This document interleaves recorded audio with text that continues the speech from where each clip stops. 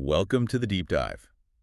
Today we're plunging headfirst into the really chaotic years right after the Emperor's defeat, a time when the very fragile New Republic found itself battling two simultaneous huge threats, existential ones, really. Exactly. And this deep dive is all about understanding how this, fledgling republic actually survived that pincer attack.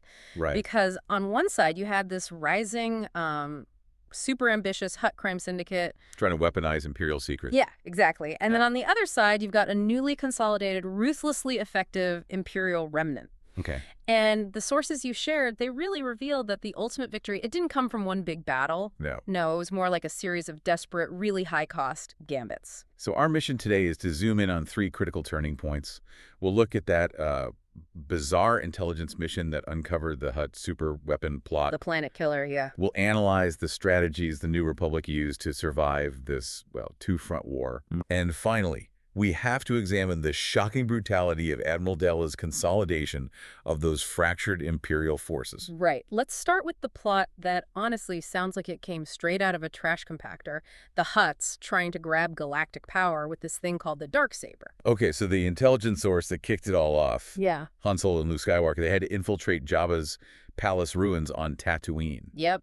Disguised as Tusken Raiders, just to check out some rumors. And I have to assume this is probably the single weirdest asset New Republic intelligence ever logged. A brain in a jar. It's certainly unconventional. They spoke with Mazer. He's a Boomar monk. Which means? Basically a former victim of Jabba whose brain was surgically preserved in, like, a life support container. Wild. Okay, so what did Mazer reveal? He told them the Hutts were specifically after Jabba's secret passwords. Passwords to get into the sealed Imperial Information Center on Coruscant. And the goal? Frighteningly ambitious. Build an invincible weapon. That weapon, the Darksaber, it was being built somewhere pretty clever, location-wise. Yeah, brilliant from an engineering perspective, maybe. The Hoth asteroid belt, super hazardous, lots of cover.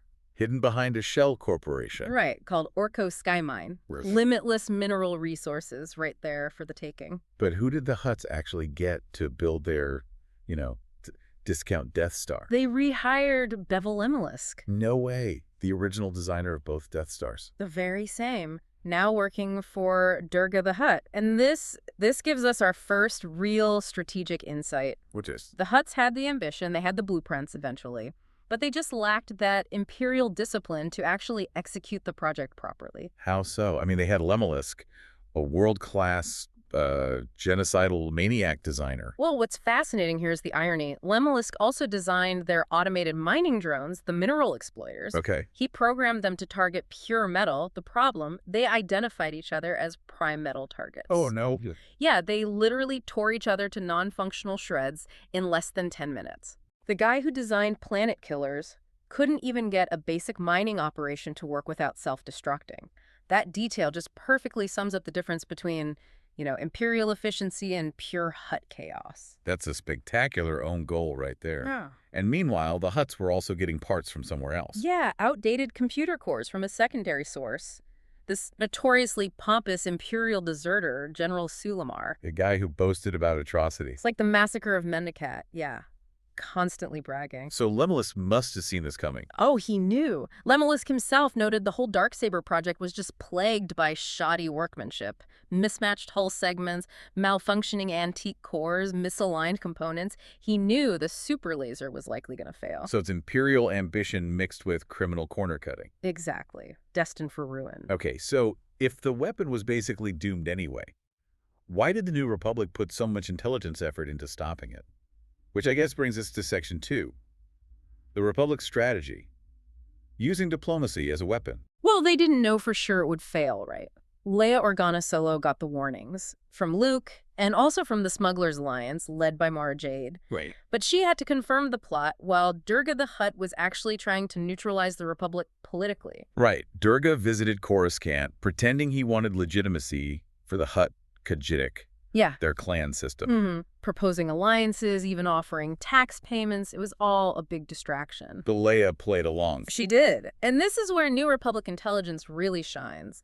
Durga brought dozens of these multi-armed furry creatures, Torals. Seems like innocent pets. Looked like it, but they were actually a hive mind secretly controlled by Durga. Okay, that's creepy. Yeah, and that diplomatic meeting was pure chaos. A guard accidentally vaporized one of the Torals and all the confusion. But that chaos was the cover. Exactly. While Leia was distracted, 3 Torals snuck into the sealed Imperial Information Center and stole the complete Death Star blueprints. That confirmed the Hutt's ultimate goal. And the detail about how they found out is amazing. It wasn't some master spy. No, it was C-3PO and R2-D2. Seriously? Yeah. 3PO noticed a tiny tuft of gray fur next to a ventilation shaft in the supposedly sterile info center. Spilled fur saved the galaxy from a Hutt Death Star. You can't make this stuff You up. really can't. And Leia used this information masterfully. How so? She countered Durga's supposed diplomacy with a surprise show of force, scheduled a diplomatic mission to Nal Hutta. Turning the tables. Precisely. She arrived with Admiral Akbar and Wedge Antilles' fleet, claiming they were just doing wargaming exercises. Subtle. Just enough to intimidate the Hutts. Meanwhile, Chewbacca and R2 went to Nar Shaddaa to confirm General Silomar's involvement. And Leia and Han had to endure some awkward Hutt dinners. Oh, yeah. Classic Hutt hospitality. Watching them eat squirming grain maggots and hearing about Corda, the lowest-ranking servant, despised just for being sick and underweight. It really paints a picture of Hutt contempt for perceived weakness. Yeah, definitely. But getting the actual Darksaber location, that crucial final piece of intel, that came at a truly terrible cost. General Kriegsmadine. The Supreme Allied Commander for Intelligence, yeah.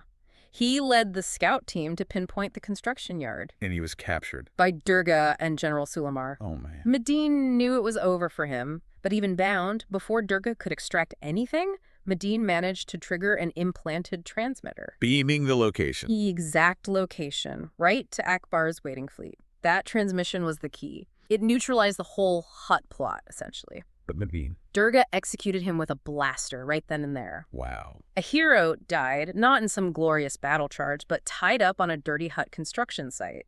His last thoughts were apparently about his fiancée, Correo, who died fighting for Coruscant years before. So the Republic won the intelligence war, but lost their intelligence chief. A staggering price. And while all this Hutt chaos was unfolding, the real danger, that cold, organized Imperial threat, was finally taking shape.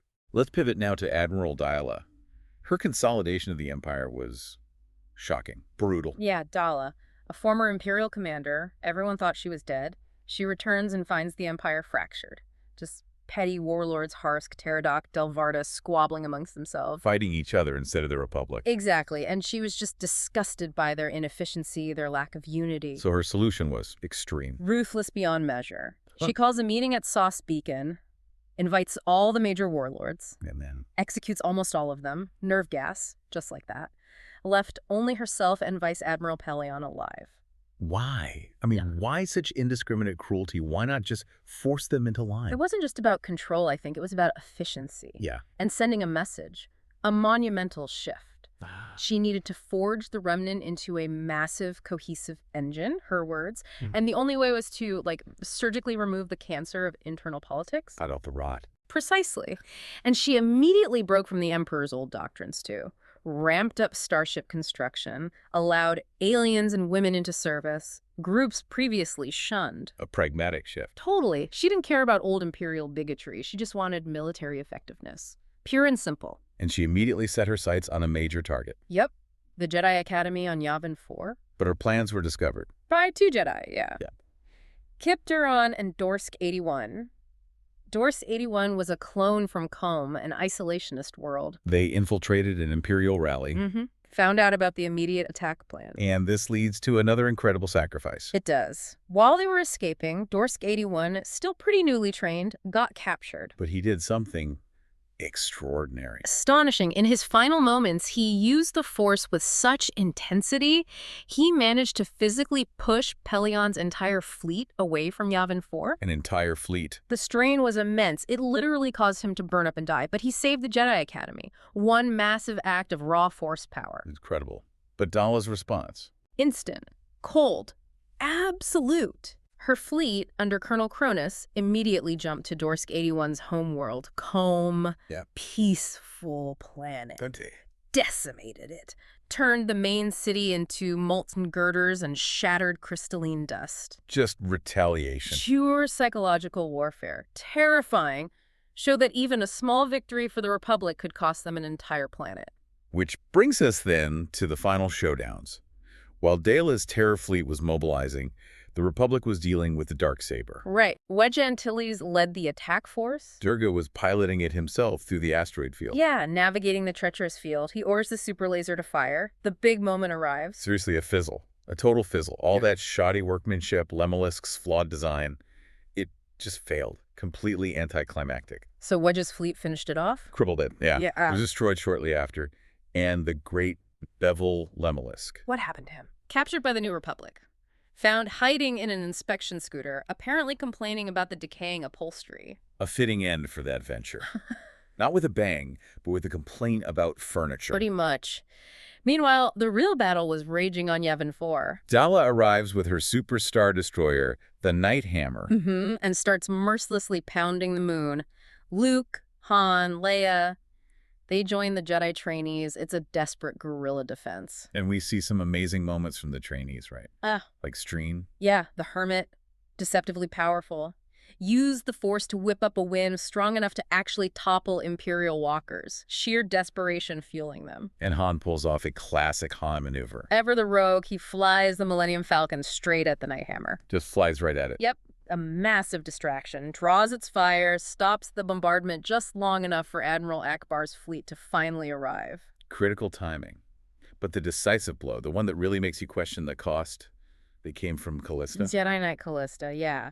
She'd recently lost her connection to the light side of the Force.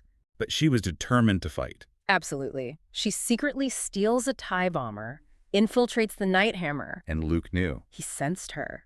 And he realized she was tapping into the dark side, in her rage, her despair. But she'd refused to do that before. Explicitly, she told him it was never the key to the light. But in that moment, facing annihilation, she used the very power she feared. To do what? She rigged the ship's huge TIE bomber bay with explosives. The chain reaction crippled the Super Star Destroyer, causing it to crash right onto Yavin 4.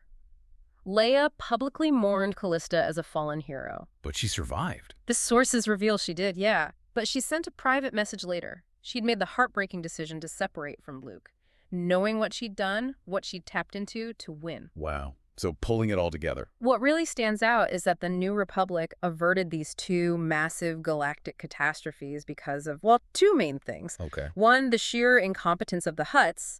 Their plan was ambitious but fundamentally flawed. And the accumulation of small, desperate, and often morally complicated acts by the Republic and its allies. Right. Victory wasn't clean. Not at all. It needed intel from a brain in a jar, the sacrifice of General Medine, the burning death of Dorsk 81. And Callista deliberately using the dark side. Exactly. The very power that corrupts. So the New Republic survived the two-front war. But that central tension is still there, isn't it? How do you fight this overwhelming evil without becoming tainted by it? Callista's struggle. That idea that the only way she could find enough power to save everyone was by touching the dark side. It really raises a tough question for you, the listener. In that kind of battle for survival, if the light side isn't enough, how thin is that line between righteous fury and, well, self-destructive desperation? And what moral price are you willing to pay for absolute power?